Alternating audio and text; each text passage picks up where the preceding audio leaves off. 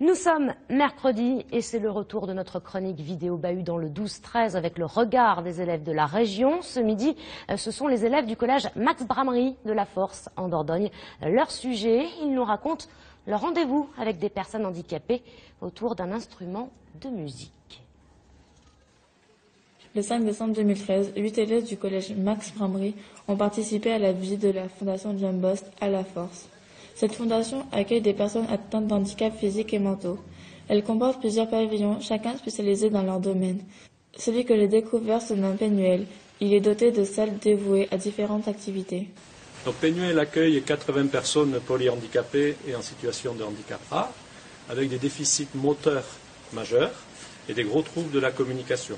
Et pour nous, la communication est une priorité, puisque sans communication, il n'y a plus de vie. Donc tous les supports sont bons, surtout la musique par son universalité. Et donc vous allez découvrir notre atelier Bao Pao, qui est un atelier d'expression musicale. L'atelier Bao Pao accueille 25 résidents encadrés par des professionnels du pavillon. Le Bao Pao est un instrument composé d'un arc de cercle relié à un convertisseur pour émettre un son. Lorsque ces personnes polyhandicapées jouent, elles partagent pleinement ce moment avec nous. Et là, nous sommes dans des situations musicales, et vraiment on voit le plaisir qu'ils ont à jouer. Durant cet après-midi, j'ai pu essayer le Bao Pao. Cet instrument est agréable à manipuler, mais aussi à entendre. J'ai partagé leur passion le temps de quelques heures. Au mois d'avril, ça sera à eux de se déplacer pour montrer aux collégiens comment fonctionne le Bao Pao et comment eux arrivent à jouer malgré leur handicap.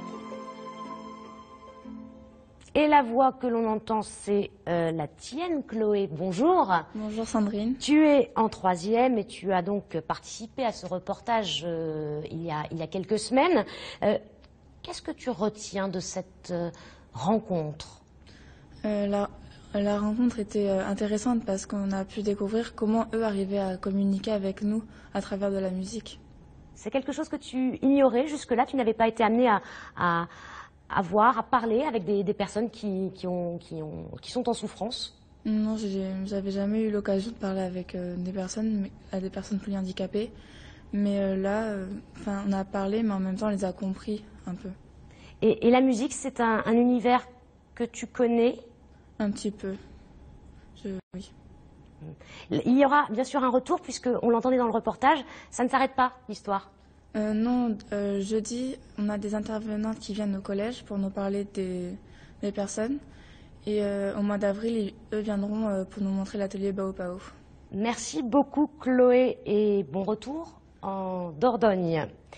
Voilà, c'est la fin de ce journal. Le 12-13 continue, bien sûr, à suivre la météo, l'édition nationale, 19h, Vincent Dubroca. Quant à nous, on se retrouve demain à midi pile. Merci.